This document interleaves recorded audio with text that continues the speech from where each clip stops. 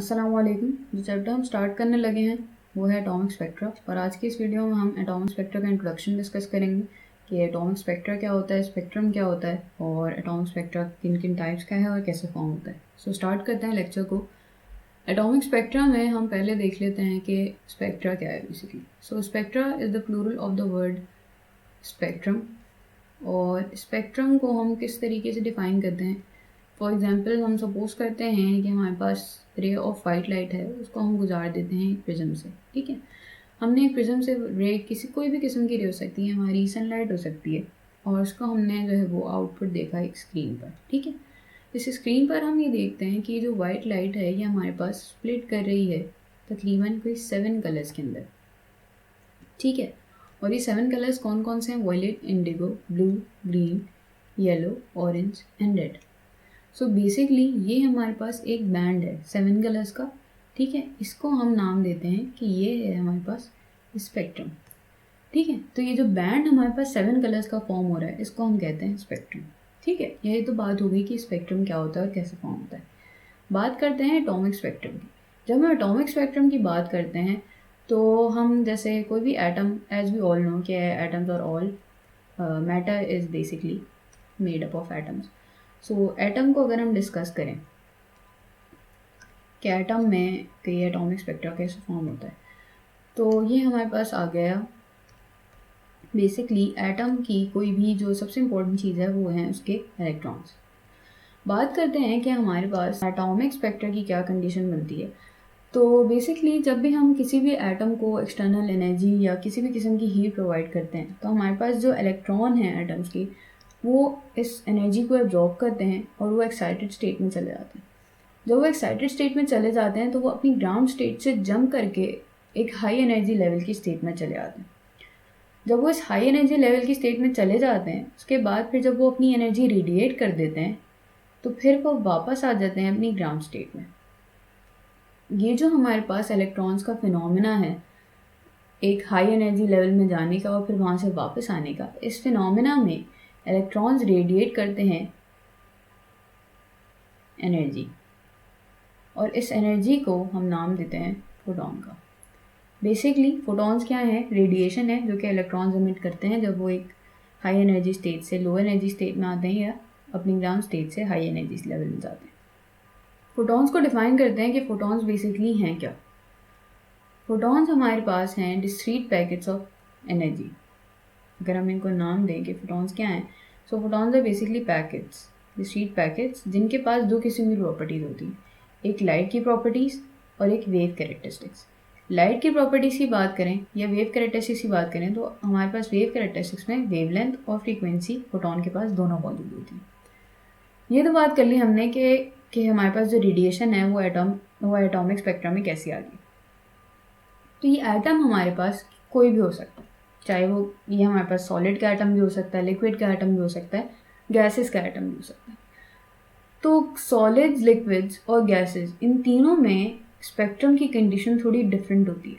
और ये डिफरेंट क्यों है? वो इसलिए है क्योंकि हमारे पास एटम्स की अरेंजमेंट तीनों स्टेट्स में डिफरेंट है। सॉलिड्स और लिक्विड्स में हमारे पास स्पेक्ट्रम थोड़ा सेम टाइप का है और गैसेस में स्पेक्ट्रम डिफरेंट टाइप का है। वो इसलिए है क्योंकि हमारे पास सॉलिड्स और लिक्विड्स में जो एटम्स हैं वो बहुत क्लोजली पैक्ड होते हैं। वो बहुत क्लोजली पैक्ड हैं, इसलिए हमें डिस्क्रीट किस्म की जो है वो रेडिएशंस नज़र नहीं आती। डिस्क्रीट रेडिएशंस हमें नज़र क्यों नहीं आती? क्योंकि हमारे पास एटम्स इतने क्लोजली पैक्ड होते हैं, जब हम इन्हें हीट एनर्जी प्रोवाइड करते हैं तो इतनी जल्दी रेडिएट नहीं करते energy. So in the case of solids और लिक्विड्स और इवन डेंस गैसेस, हमारे पास जो स्पेक्ट्रम की कंडीशन होती है, जो स्पेक्ट्रम फॉर्म होता है, वो हमारे पास होता है कंटिन्यूअस स्पेक्ट्रम। ये कंटिन्यूअस स्पेक्ट्रम हमारे पास क्या है?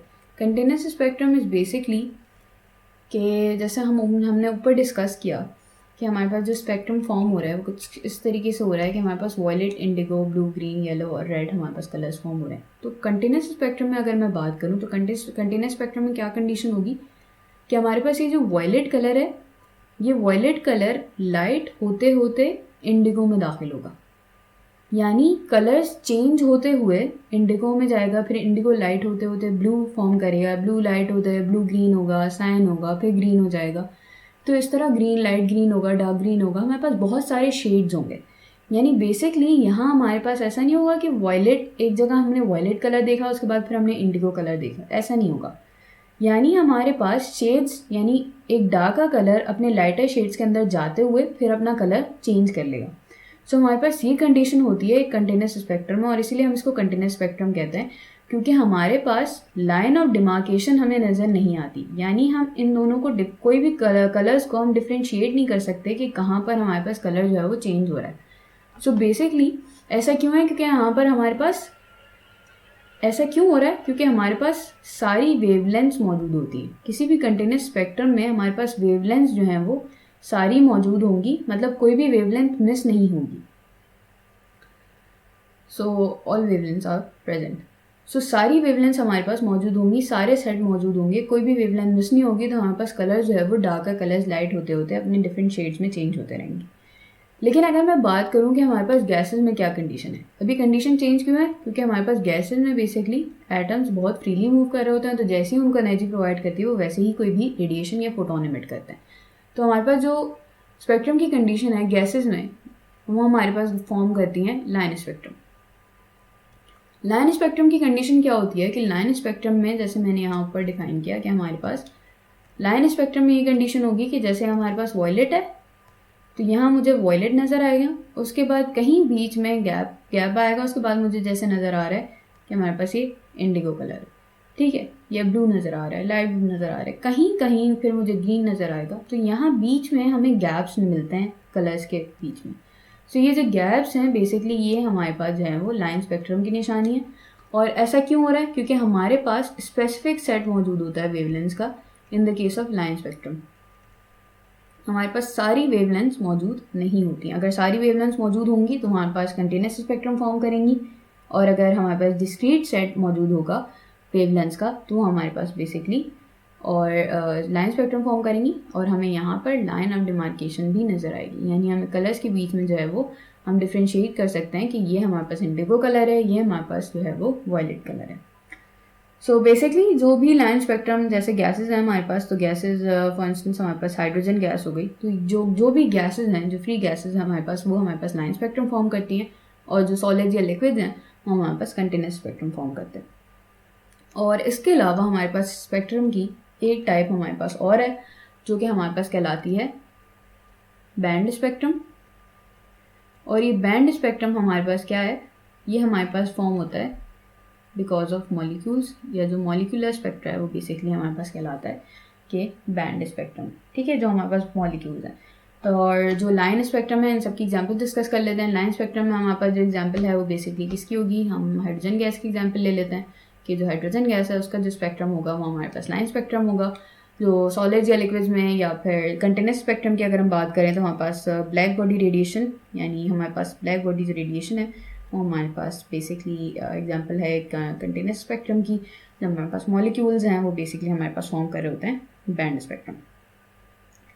सो कोई भी लाइन स्पेक्ट्रम हमारे पास अगर है तो लाइन स्पेक्ट्रम हमारे पास जो है वो किसी भी एटम की या किसी भी एलिमेंट की एक कैरेक्टरिस्टिक होती है। कोई भी दो एलिमेंट्स बेसिकली एक लाइन स्पेक्ट्रम जो है वो नहीं रख सकते। यानी अगर कोई लाइन स्पेक्ट्रम हम देख रहे हैं तो उससे हम आइडेंटिफाई कर सकते हैं कि ये कौन सा एलिमेंट है। So that's all for spectrum. Thank you for watching.